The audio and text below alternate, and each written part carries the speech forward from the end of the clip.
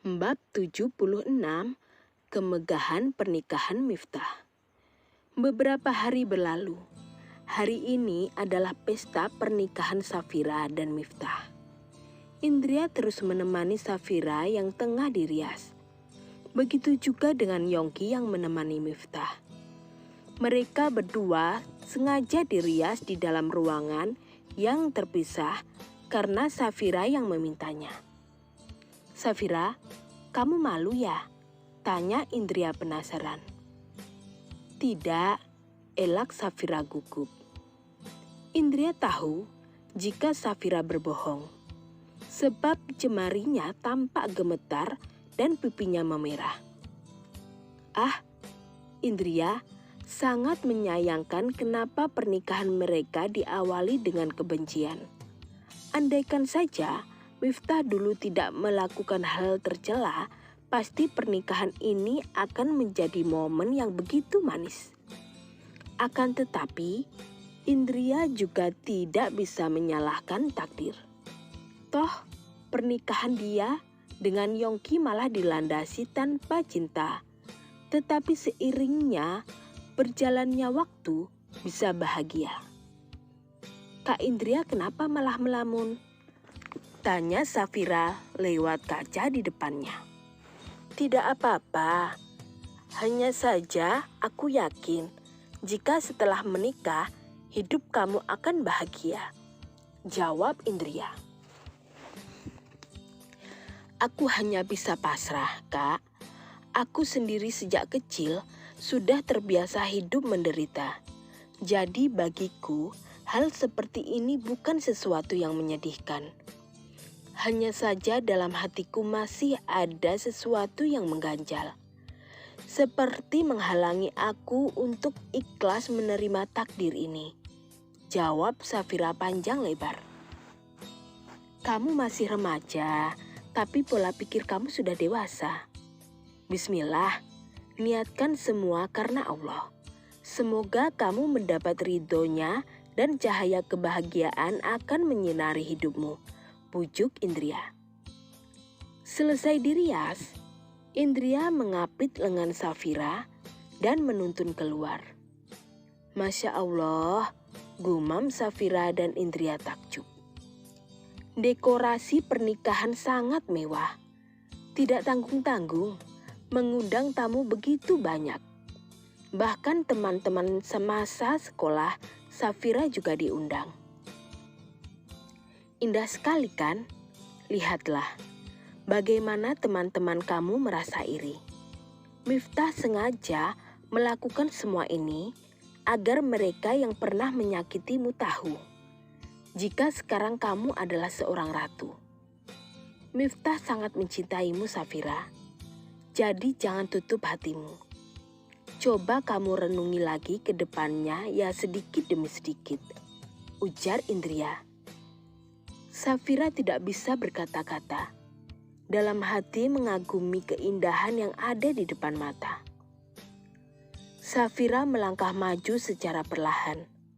Ada ruangan sendiri khusus tempat ijab kabul. Di sana keluarga dari kedua belah pihak sudah menunggu. Tampak Yanti dari kejauhan yang melambaikan tangan bersama neneknya. Safira ingin menangis, tetapi dia tahan karena tidak ingin membuat suasana menjadi rusak. Di sisi lain, Miftah menggenggam erat jemari Yongki.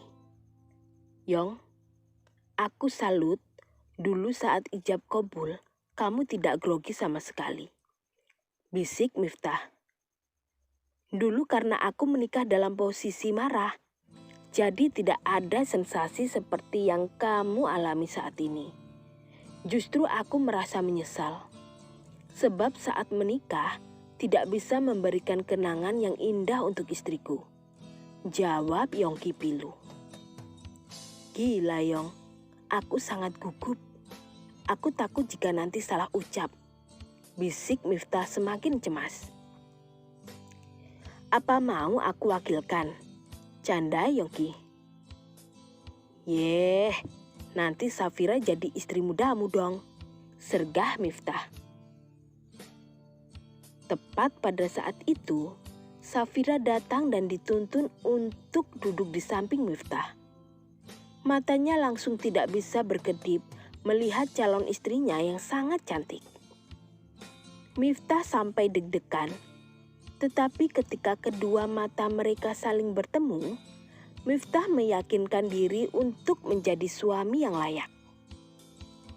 Miftah mengatur napas dan mulai memperhatikan arahan dari penghulu.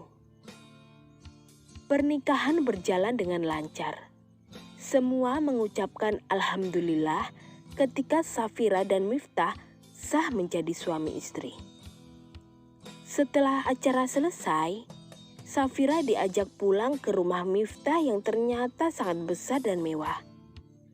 Berbeda dengan rumah dulu, di mana Safira datang berkunjung untuk mengambil ijazah. Karena Miftah sudah menjual rumah yang memiliki kenangan pahit itu.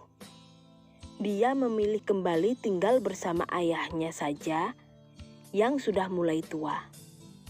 Miftah ingin jika hidup bersama ayahnya setidaknya Safira memiliki rasa segan padanya untuk mengabaikan dia di hadapan mertua sendiri. Safira, mulai sekarang ini akan menjadi rumah kamu. Di sini kita tinggal bertiga dengan ayah. Kamu tidak perlu melakukan pekerjaan karena sudah ada beberapa pelayan. Dan kalau kamu mau kuliah, nanti bisa diatur lagi, ucap Miftah. Iya, jawab Safira agak takut. Saat Miftah membuka pintu mobil, Safira turun sambil menundukkan kepala. Dia tidak siap menatap kedua bola mata Miftah yang sudah sah menjadi suami istri. Mereka berjalan beriringan, disambut beberapa pelayan yang sangat ramah. Safira digiring ke lantai 2, ke kamar yang begitu besar dengan hiasan malam pertama. Safira langsung shock melihat hal itu. Kak Miftah, maaf, ini ulah ayah aku. Nanti aku akan meminta pelayan untuk membereskan selama Miftah salah tingkah. Bukannya kita akan tidur di kamar yang terpisah? Tanya Safira kebingungan. Miftah segera menutup pintu, biar perbincangan mereka tidak didengar oleh pelayan. Ayo duduk dulu, biar aku jelaskan, bisik Miftah. Safira duduk di sofa, ingin mengutarakan isi pikirannya juga. Karena kita tinggal bersama ayah, aku harap kamu setidaknya mau bersandiwara menjadi pasangan seperti pada umumnya. Pelayan di sini sudah mengikuti ayah selama puluhan tahun. Apa yang mereka lihat dan dengar sudah pasti akan sampai pada ayahku. Jadi aku mohon, kali ini saja membantu aku membuat ayah bahagia. Dia sangat khawatir akan pernikahanku. Sebab dulu ayah ditinggal ibu saat bangkrut. Makanya trauma itu sampai kini belum hilang. Jadi kamu mau kan bersandiwara? Bujuk Miftah dengan tatapan memelas. Kak Miftah, aku tidak sejahat itu. Tentu saja aku akan berusaha menjadi istri yang baik. Tapi tidak untuk satu kamar. Aku juga memiliki rasa trauma. Aku tidak mau tidur satu kamar. Serga Safira memohon. Aku sudah berjanji tidak akan menyentuh kamu tanpa izin darimu. Walau satu kamar, aku akan tidur di sofa. Tapi hanya kita berdua saja yang tahu. Aku mohon, setidaknya ayah bisa bahagia jika melihat kita harmonis. Sela Miftah. Safira semakin panik karena tidak sesuai dengan rencananya dari awal. Aku mohon Safira, aku sudah berjanji, aku tidak akan mengingkari. Buka Miftah.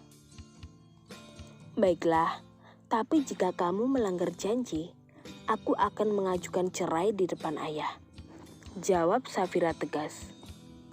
Iya, Jawab Miftah, menahan senyuman.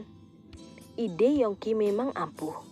Ternyata belajar beberapa trik dari mantan playboy juga sangat menguntungkan. Tetapi Miftah tidak ada niatan buruk.